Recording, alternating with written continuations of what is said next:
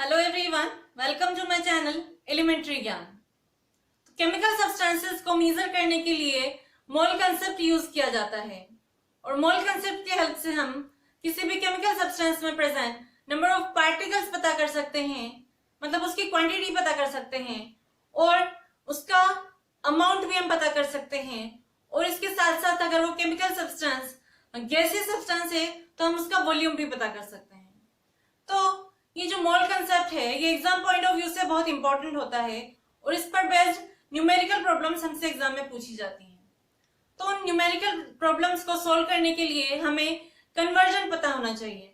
मतलब आपको गिवन होगा नंबर ऑफ मोल्स और आपसे पूछा जाएगा कि उसमें प्रेजेंट नंबर ऑफ पार्टिकल्स कितने हैं, या फिर आपको किसी भी सब्सटेंस का मास गिवन होगा और आपसे पूछ लिया जाएगा कि उसमें नंबर ऑफ मोल्स बताइए।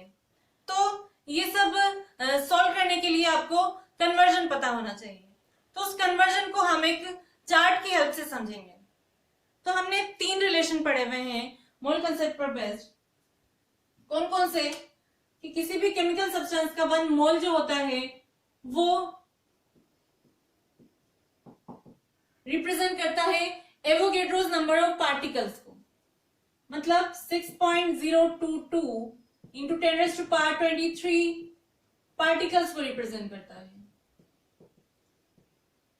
And these particles can be atoms, molecules, electrons, protons and etcetera. और दूसरा मेजर जो होता है मोल कंसेप्ट की हेल्प से हम किसी भी सब्सटेंस का मास पता कर सकते हैं। 1 मोल कंटेन्स ग्राम मोलिक्यूलर मास और gram atomic mass of a chemical substance. अगर वो एटॉमिक सब्सटेंस है, मतलब आपको गिवन है कार्बन, तो ये क्या है? एक एलिमेंट है। तो इसका मास जो होगा उसको ग्राम में अगर रिप्रेजेंट करेंगे तो वो क्या होगा? Gram atomic mass.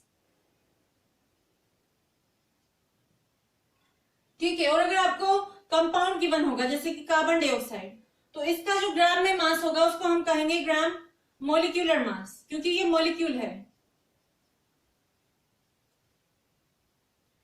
ठीक है। तो किसी भी केमिकल सब्सटेंस का 1 मोल जो है वो उसके ग्राम एटॉमिक मास को या ग्राम मोलिक्यूलर मास को रिप्रेजेंट करता है और इसको बोला जाता है मोलर मास। तो हम कह सकते हैं 1 मोल जो होता है वो मोलर मास को रिप्रेजेंट करता है, जिसको डिनोट किया जाता है कैपिटल एम से। और एवोगैड्रोस नंबर को हम लिखते हैं कैपिटल एन के साथ सबस्क्रिप्ट में ए, इस तरह से डिनोट करते हैं। अब थर्ड जो मेजर होता है जो हमें मोल कंसेप्ट की हेल्प से पता होता है वो क्या होता है? किसी भी गैसियस सब्सटेंस का वॉल्यूम। और कोई भी गैसियस सब्सटेंस है उसका 1 मोल का वॉल्यूम जो होता है वो फिक्स्ड होता है और किसके इक्वल होता है? 22.4 लीटर्स के इक्वल। तो हम कह सकते हैं 1 मोल जो है वो रिप्रेजेंट करता है 22.4 लीटर, या फिर इसको बोला जाता है molar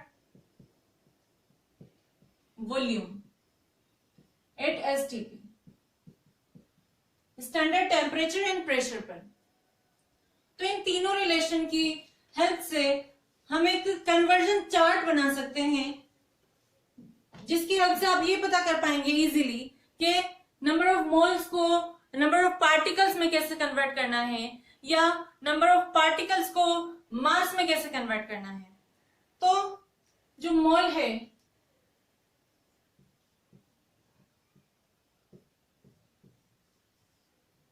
in terms of particles में अगर हम बात करें तो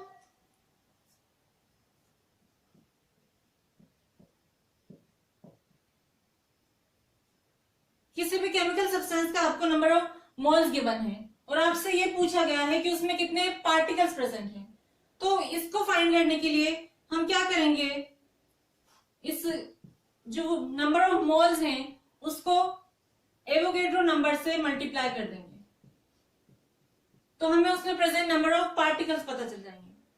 और ऐसे ही अगर आपको क्वेश्चन में नंबर ऑफ पार्टिकल्स गिवन है और आपसे पूछा गया है उसमें प्रेजेंट नंबर ऑफ मोल्स, तो फिर क्या किया जाएगा? हम इन पार्टिकल्स को डिवाइड कर देंगे एवोगैड्रो नंबर से, तो हमें उसमें प्रेजेंट नंबर ऑफ मोल्स पता चल जाएंगे। अब अगर question in terms of mass में पूछा गया है, आपको गिवन होगा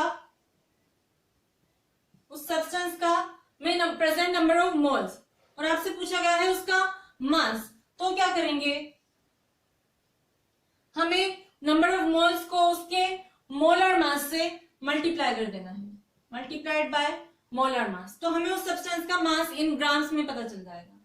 और अगर आपको उस सब्सटेंस का मास गिवन है ग्राम्स में और आपसे पूछा गया है उसमें प्रेजेंट नंबर ऑफ मोल्स, तो क्या करेंगे, उसको उसके मोलर मास से डिवाइड कर देंगे। और अगर इन टर्म्स ऑफ वॉल्यूम में बात की जाए,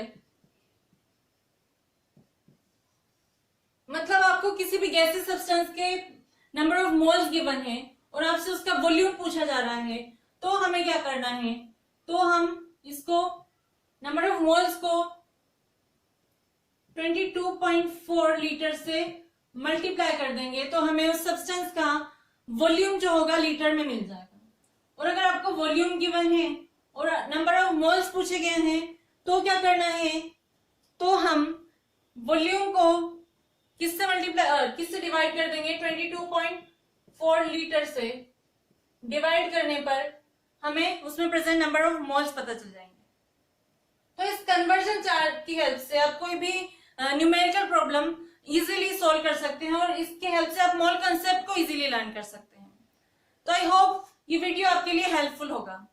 अगर आपको वीडियो अच्छा लगा हो तो please like, comment and share it and also subscribe to my channel elementary Gyan. And now I see you in the next video. Till then keep learning and thank you.